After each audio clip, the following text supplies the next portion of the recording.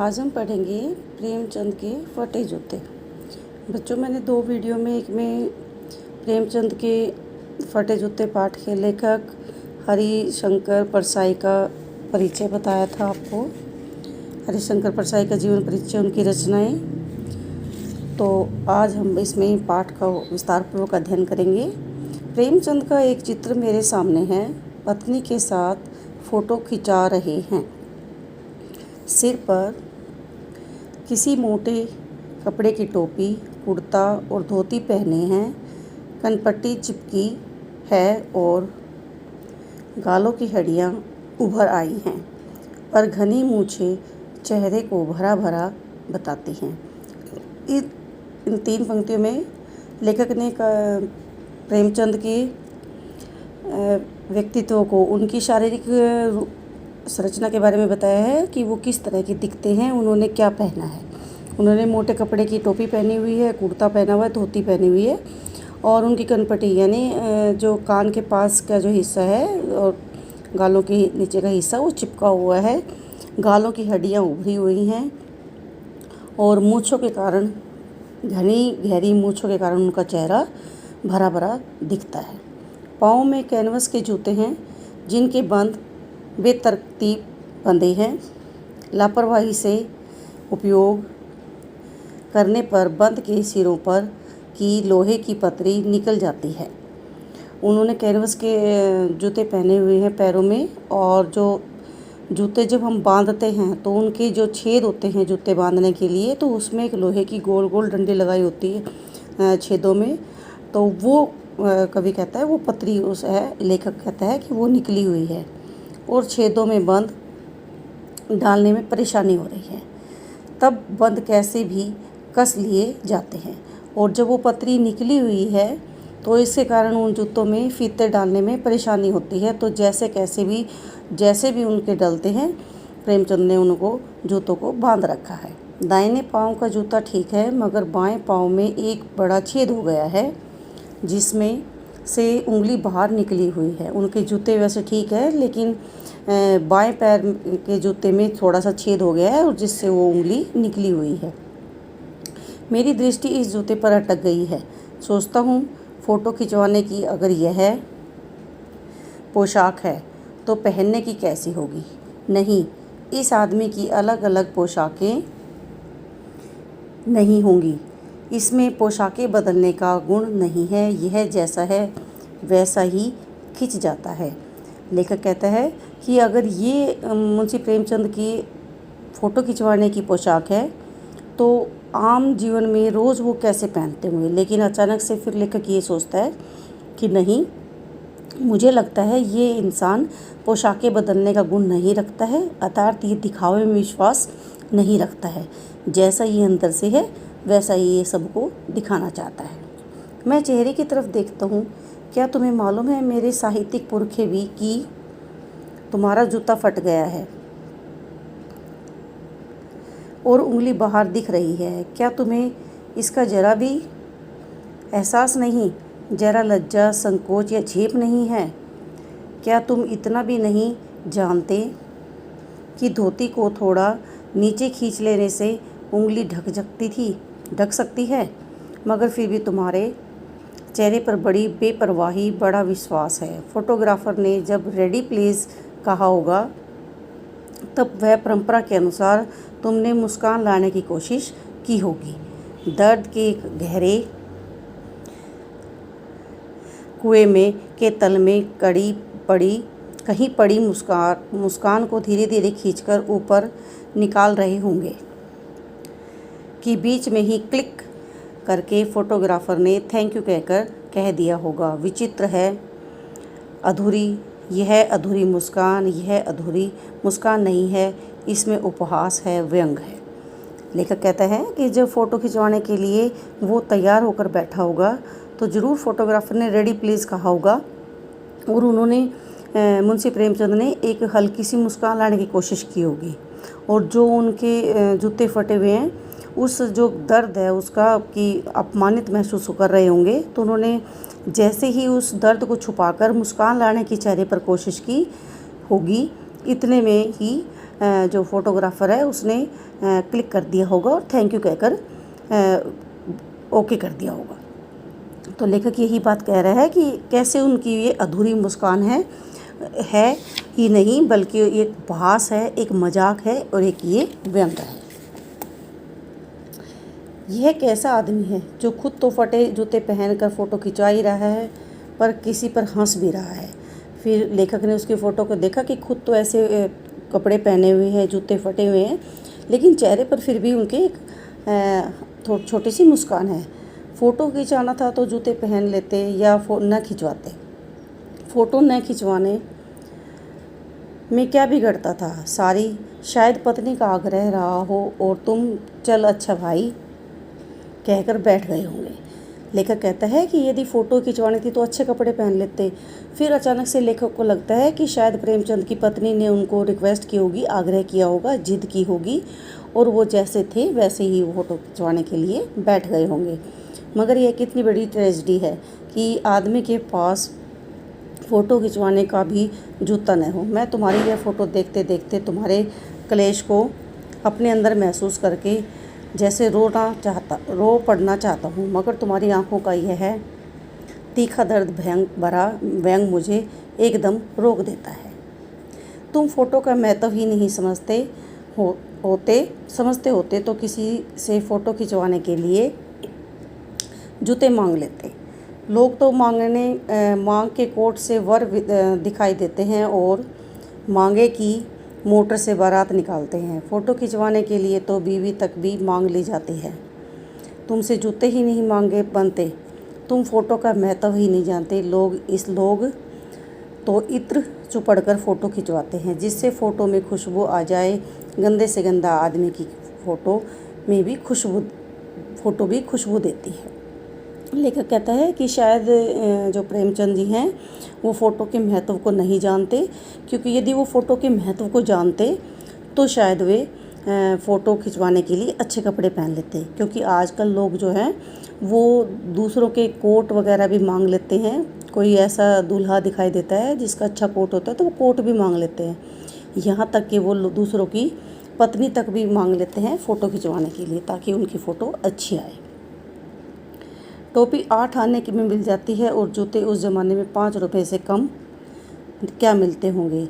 जूता हमेशा टोपी से कीमती रहा है, अब तो जूते की कीमत और बढ़ गई और एक जूते में 25 टोपी निछावर होती हैं। फिर भी तुम जूते और टोपी के अनुपात मूल्य में मारे हुए हो।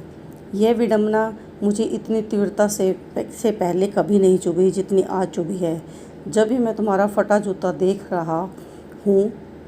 तुम महान कथाकार, उपन्यासकार, सम्राट, युग प्रवर्तक, जाने क्या क्या कहलाते थे, मगर फ़ोटो में भी तुम्हारा जूता फटा हुआ है। लेखक कहता है कि जाने तुम इतने महान व्यक्ति होते हुए भी, उपन्यासकार, सम्राट, युग प्रवर्तक, मतलब युग प्रवर्तक होता है जो युग को बदलने वाला, ऐसे हो, लेकिन फिर भी पता नहीं क्यों तुमने अपने मान सम्मान, यहाँ टोपी मान सम्मान से संबंध बताया टोपी का, कि तुमने अपने मान सम्मान को उस जूते पर निछावर क्यों कर दिया। मेरा जूता भी कोई अच्छा नहीं है, यो ऊपर से अच्छा दिखाई देता है, उंगली बाहर नहीं निकलती, पर अंगूठे के नीचे तला फट गया है। अंगूठा ज़मीन पर घिसता है और पैनी मिट्टी पर कभी रगड़ खाकर लहूलुहान भी हो जाता है। पूरा तला गिर जाएगा, पूरा पंजा छिल जाएगा, मगर उंगली बाहर नहीं दिखेगी। तुम्हारी उंगली दिखती है पर पाँव सुरक्षित है। मेरी उंगली ढकी है पर पंजा नीचे घिस रहा है। तुम पर्दे का महत्व ही नहीं जानते, हम पर्दे पर कुर्बान हो रहे हैं। इस पैरे में लेखक ने बताया है कि भारी दिखावा। लेखक कहता है कि मेरा भी जूता फटा हुआ है, लेकिन वो नीचे से तली से फटा हुआ है और ऊपर से वो बिल्कुल ठीक है। और प्रेमचंद का जो जूता है वो ऊपर से फटा हुआ है, जिसके कारण उनकी उंगली बाहर निकली हुई है। तो यहाँ लेखक कहना चाहता है कि लोग बाहरी दिखावे पर इतने कुर्बान होते हैं और तुम पर्दे के महत्व को जानते नहीं, मतलब बाहरी दिखावे के महत्व को जानते ही नहीं, बल्कि आज के समय में लोग बाहरी दिखावा ज़्यादा करते हैं। तुम फटा जूता बड़े ठाठ से पहने हो, मैं ऐसे नहीं पहन सकता। फ़ोटो तो ज़िंदगी भर इस तरह नहीं खिंचाऊँ, चाहे कि कोई जीवनी बिना फ़ोटो की ही क्यों न छाप दे। तुम्हारी यह व्यंग मुस्कान मेरे हौसले पस्त कर देती है क्या मतलब है इसका? कौन सी मुस्कान है ये? क्या होरी का गोदान हो गया है, या पुस की रात में नील गाय हल्कों का खेत चढ़ गई? क्या सुजान भक्त का लड़का मर गया क्योंकि डॉक्टर साहब क्लब छोड़कर नहीं आ रहे थे? अब यहाँ उसने लेखक ने जो मुंशी प्रेमचंद के जो उपन्यास थे उनके बारे में बताया। गोदान उनका बहुत फेमस उपन्यास है और पुस की रात एक उपन्यास है, तो उसके बारे में यहाँ उन्होंने जिक्र किया है। नहीं, मुझे लगता है माधो औरत के कफन के चंदे से शराब पी गया। मुस्कान मालूम होती है, मैं तुम्हारा जूता फिर देखता हूँ कैसे फट गया।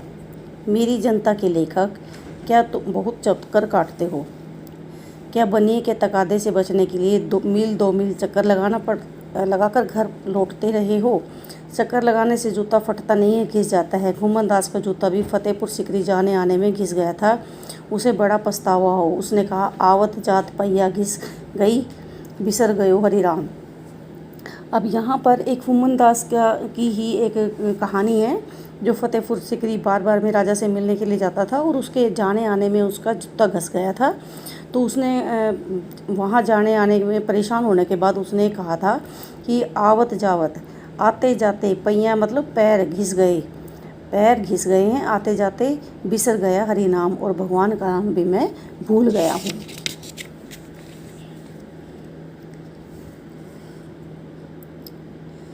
और ऐसे बुलाकर देने वालों के लिए कहा है, जिनके देखे दुख उपज है, तिनको करबो परे सलाम। लेखक कहता है कि ऐसे लोगों को जो दूर से बुलाकर देख लेते हैं, उनके लिए लेखक ने कहा है कि जिनको देखने से ही दुख पैदा होता है, ऐसे लोगों को तो करीब आने से पहले ही सलाम कर देना चाहिए। चलने से जूता घिसता है, फटता नहीं। तुम्हारा जूता कैसे फट गया? मुझे लगता है तुम किसी सख्त चीज़ को ठोकर मारते रहे हो।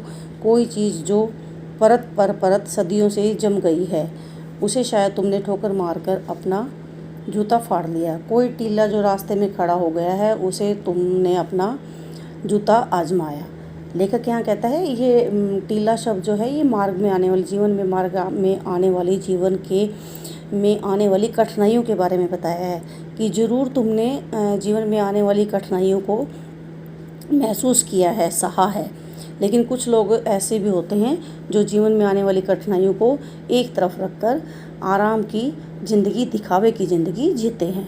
तुम उसे बचाकर उसके बगल से तो निकल सकते थे, टीले से समझौता भी तो हो सकता था। सभी नदियाँ पहाड़ थोड़े ही फोड़ती है, कोई रास्ता बदल कर घूम कर भी तो चली जाती है।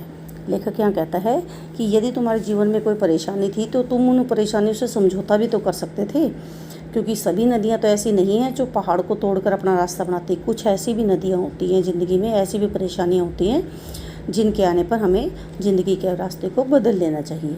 तुम समझौता नहीं कर सके, क्या तुम्हारी भी वही कमज़ोरी है जो होरी की को ले डूबी, वही नेम धर्म वाली कमज़ोरी? नेम धर्म उसकी भी जंजीर थी। अगर तुम जिस तरह मुस्कुरा रहे हो, उससे लगता है कि शायद नेम धर्म तुम्हारा बंधन नहीं है, तुम्हारी मुक्ति थी। तुम्हारा यह पाँव की उंगली मुझे संकेत करती सी लगती है। जिसे तुम घृणित समझते हो, उसकी तरफ हाथ की नहीं, पाँव की उंगली से इशारा करते हो। तुम क्या उसकी तरफ इशारा कर रहे हो जिसे ठोकर मारते मारते तुम्हारा जूता फाड़ दिया? मैं समझता हूँ, तुम्हारी उंगली का इशारा भी समझता हूँ, और यह व्यंग मुस्कान भी समझता हूँ। ये व्यंग की मुस्कान जो है, पाँव की उंगली का जो कहा था लेखक ने, यहाँ जो बात बताई है, वो कहते हैं समाज में फैली कुरीतियों के बारे में, दिखावे के बारे में, लोगों के रहन सहन के बारे में, कि लोग किस तरह दिखावे के कारण अपने आप को बनावटी दिखाते हैं समाज के सामने, लेकिन वास्तविकता में वो लोग अंदर से कुछ और होते हैं। तुम मुझ पर या हम सभी पर हंस रहे हो। उन पर जो उंगली छुपाए हैं, तलवा घिसाए चल रहे हैं, उन पर जो टीले से बकराकर बाजू से निकल रहे हैं। तुम कह रहे हो, मैंने तो ठोकर मार मार कर जूता फाड़ लिया, उंगली बाहर निकल आई, पर पाँव बच रहा है। मैं चलता रहा, मगर तुम उंगली के ढकने की चिंता में तलवे का नाश कर रही हो। तुम चलोगे कैसे? मैं समझता हूँ, मैं तुम्हारे फटे जूते की बात समझता हूँ। उंगली का इशारा समझता हूँ, तुम्हारे व्यंग मुस्कान समझता हूँ। लेखक यहाँ कहता है कि मैं तुम्हारी सारी मजबूरियों को समझता हूँ।